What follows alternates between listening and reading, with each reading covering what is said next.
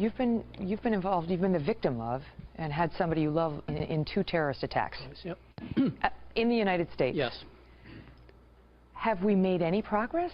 I mean, when you look at how we're handling it now. You know, it's an interesting point. I mean, I'd say we do talk about political correctness, and it used to be sort of a nuisance in our lives. Now it's a noose, and it's killing us. It's choking us. It's around our necks. And I think that's one thing that I think most Americans have learned. I'm not sure our government has learned it. And I think we have to understand that. When my father was murdered in 1975, it was a Puerto Rican terrorist group. They went to prison for a long time. Mm-hmm.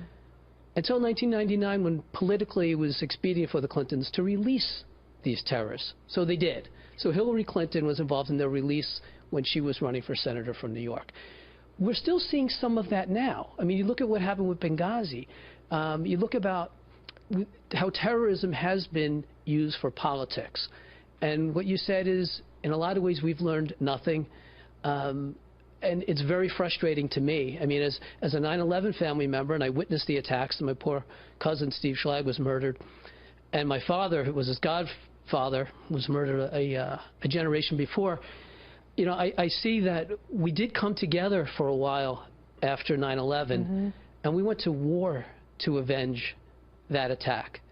And then I look what happened with my father, and we released those terrorists, and it was all for political reasons. So I still struggle with this dichotomy between how we have fought a war on one hand, but how we pander and give in to the politics on the other.